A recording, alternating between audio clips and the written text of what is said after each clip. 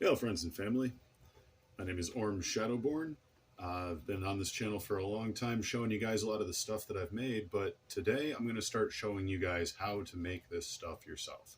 We're going to start with the basics for our first how-to video. Today I'm going to show you guys how to make a tobacco pipe like the one I have right here. Just made this one last night.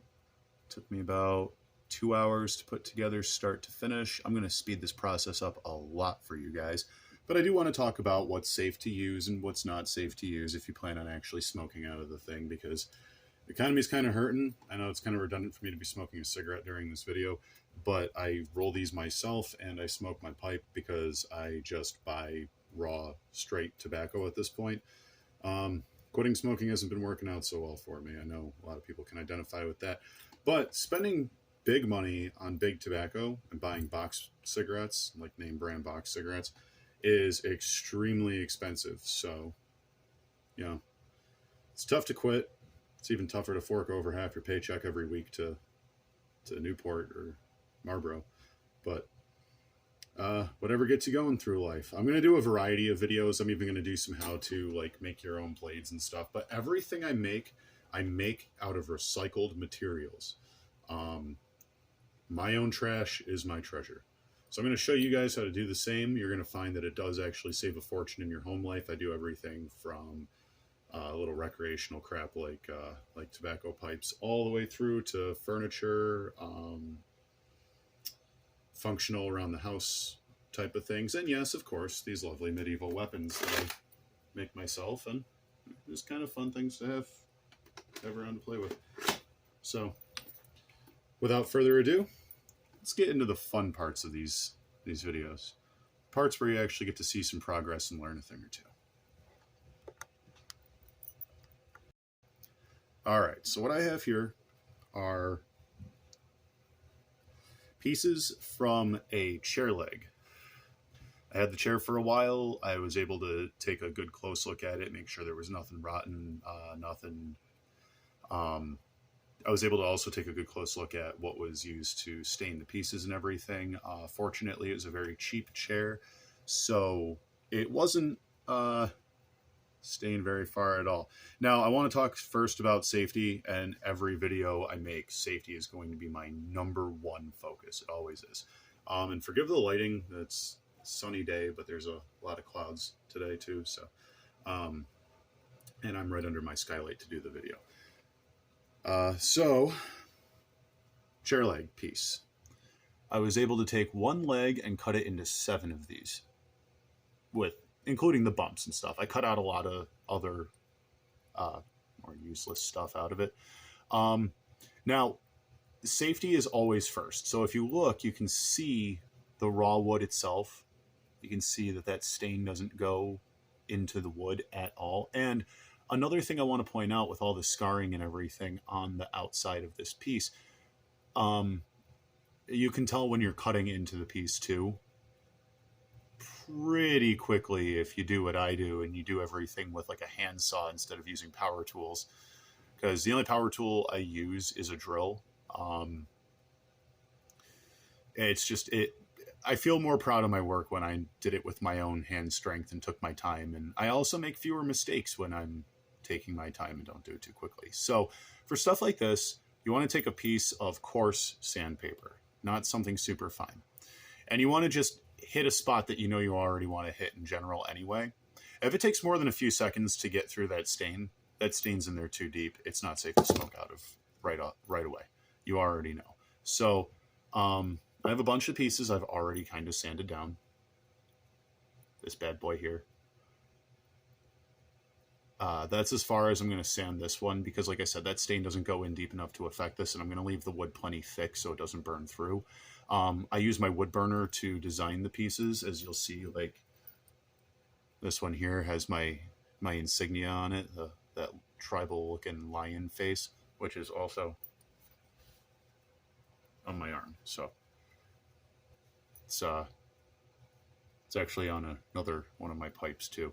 But I'm going to put different symbols on these and do like different stuff with them. But I want to show you guys today what the process looks like to get through it. So obviously you cut out the chunk that you want, you do some sanding, make sure it's safe, and now we got to start drilling the holes. So obviously you want to be very considerate not to drill through the bottom, render your pipe completely useless. And you also want to plan for the fact that you're going to be drilling a hole into the side of this thing to attach a stem as well. Now I have here a couple of the stem pieces that I drilled out, and what I did was I just took wooden dowels and cut them down to the size that I wanted. These are going to be travel pipes. So travel pipe to me is something like this. It's got a short stem, a broad head, but it's deep and relatively narrow. Like I want to be able to get my finger in there and have a little bit of wiggle room because it's going to resonate a little bit, and that hole is going to be a little tighter as ash builds up in there and stuff. I also measured this one out so I'd be able to clean it out with my pocket knife, the one that I carry with me everywhere. So it's very well thought through. I also wanted to point out that when you look down inside of there, I use a metal connector piece in some of mine, but not all of them get that. These ones that I'm going to make today are not going to have the metal connector piece. And the reason simply is because I don't have any of them left. However, that's not going to stop us from completing our project. So like I said, I've got these little stems all cut out and drilled out. Drilling them out is a pain in the butt. I recommend using the smallest drill bit possible and then sizing up slowly, because what'll end up happening is when you get close to the edge of that and that wood starts to get thin, when it breaks apart, it'll break all the way down the stem, and all that work you just did and all that steady, careful time and effort you put into it will be for nothing. Also, it's really hard to drill straight into these. And again, I'm doing all of this by hand. So drilling straight into this is a pain in the butt. If you use a small drill bit first, you have a little bit more room for error, and you can slowly correct that as you go in with slightly bigger bits until you've got the size hole that you want and it's going in a direction that's not going to poke out through the side. So the other thing I use is Black and Mild tips. I take these and turn them, I clean them out really good, I empty them out really good, and I turn them into mouthpieces because they're easy to hold in your teeth. It's also easy to unclog them when debris starts to build up from this. Cleaning the pipe is really important. You want to be able to get like a paper clip through or something to take care of big clogs. But you also, the easiest way to clean out a pipe while you're smoking it is to blow through and have something to pick from the pipe head end. So now we're going to have some fun. So now we take our drill, and we want a nice big drill bit, but not one that's so big that it's going to make that huge hole, because just like with these, you don't want to get going and tear out the walls of the pipe. You want to start small. Always start small. You can always take off more wood. You can't put more wood back on. So we drill out our hole. So you see now we've got our hole started, but what's happening is I'm using that smaller drill bit and I'm working it around at an angle as I'm slowly going down. And I've created sort of a, I don't know if you can really see that in there, but sort of a cavern, like a lip going on underneath there.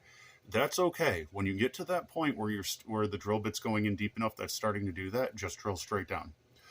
Don't worry about widening up the hole, because that's something we can do with a knife and sandpaper after the fact, carefully, or even a larger drill bit if you have one available. I don't, but I'm totally fine with hand carving my pieces, so here we are. Alright, so now we've got the hole deep enough, we just need to get it wider. And that is where my grandpa's trusty pocket knife comes in handy. It's like the only thing I have of my grandpa. He's passed away a little over a year ago, and I find that using this, I don't know if it's a superstition thing, if it's a spiritual thing, whatever, but everything I carve with this comes out perfect. So let's give it a whirl. See if we can't knock these edges down a little bit. And if you're using a knife, it's really, really safe, or it's really not safe to just start digging away at it. Start small. Always start small.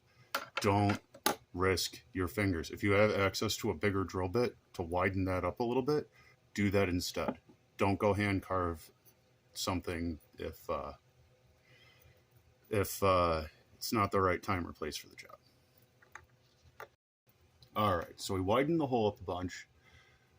It's definitely starting to get a little bit better in there. But now we're at the point where we need to take super coarse sandpaper, and I say super coarse for a reason, and just start tearing down the walls inside of there. And that's the reason for the super coarse sandpaper, because you don't want to sit here for a million years filing down those to something fine yet. That's actually going to make it harder to take more of that inner wall away. So now we get our super coarse sandpaper. This stuff, this nice, tough, gritty stuff, and we're going to roll it up into a tube around our finger. You have to definitely pause the video for this part. I apologize. So with it in a tube around your finger, that gives it enough resistance to not just fold and crumble and not actually tear away this wall. But that's also a good measuring mechanism, because if it's too much bigger than your pointer finger, then your pipe is going to use up a lot of tobacco, and it's not going to want to stay lit very well. It's also going to be a hard thing to light outside. If your finger can fit in it relatively well, though, it also makes it a lot easier to pack the pipe as well as clean it out. So, all right, so now you can see we have a much, much, much wider, smoother, clearer bowl head. My finger fits into it. And now we just need to hit it with that fine sandpaper and actually give ourselves a nice clean wall to work with in there.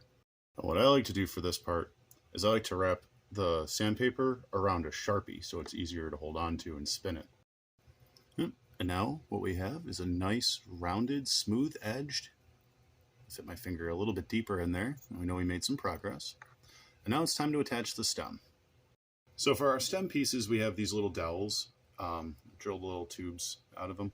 And it's important when you're doing this to use a drill bit that's a little bit, just ever so slightly more narrow than the stem piece you're using, because you're going to want it to make a tight seal when you put it in to the side of the bowl head. And we're going to use our knives in a little bit to taper this down, the tip of the dowel down, just a little bit to make it slide into the pipe head easier.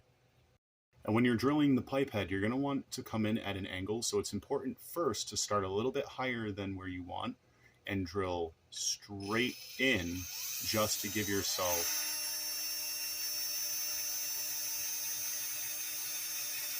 a little bit of a starter hole there. So now we have our side hole here. It starts up here. I don't know if you can see down in the tube there. It ends right at the bottom of the pipe head, just like I wanted. So now it's time for our trusty knife and to taper the tip of this dowel here just ever so slightly.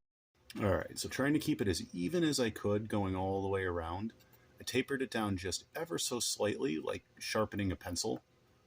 So that way it'll fit into the side of the pipe head here, but form a nice tight seal. Now here's the trickiest part, is gently, and I mean very, very gently, tapping that pipe, the stem into the pipe. Doing it straight is important, and doing it gently is important. If you feel you need to use a rubber mallet, do so. I find tapping on something made of wood on top of this actually helps the best. There, it's wedged in nice and tight, and you can tell you formed a good seal. You can blow through it just fine, but you can also cup your hand over it and make sure you get all the wood chips out of it first. But it's formed a nice tight seal, so now all we got to do is make it pretty. Okay, so I showed earlier how I use the Black and Mild tips that I save and scrub out really good, and I wash them like I'm washing dishes, because safety is really important. That even includes proper hygiene. Now they fit a little loosely over the tip of the dowels.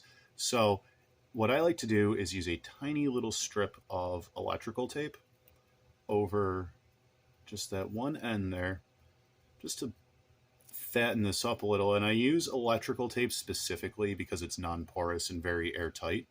And then, yeah, that fits a lot more snug. Now, you can leave that unglued so you can pull it off and make it easier to clean your pipe or change that tape out or whatever. I like to decorate the pipes, so what I'm going to do is I'm going to use a little bit of this Loctite super glue on the outside of the stem piece here, and then put this on. It's okay to use adhesives on the mouthpiece wherever there's no heat, but it's not okay to use adhesives down here. So just always keep that in mind. Don't use adhesives where there's going to be a lot of heat.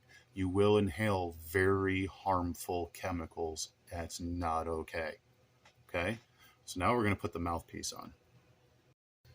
All right, guys, so it's glued on. It's fully functional. It's ready to be smoked out of. Everything on it is dry. There's no stains or adhesives or anything weird by the bullhead. You're ready to go. The only thing left is for it to be decorated. I'm going to do that on my own time, but I thank you all for joining me. As much as I appreciate like ratings and subscriptions, even more appreciated is your opinion, so feel free to leave comments in the comment section down below. If there's anything you'd like to see me do differently, anything you'd like to see me do in general, fresh ideas are always welcome, or just, constructive criticism. I'm always looking to learn. But thank you guys for joining me. Remember, safety is always first, but don't forget to have fun.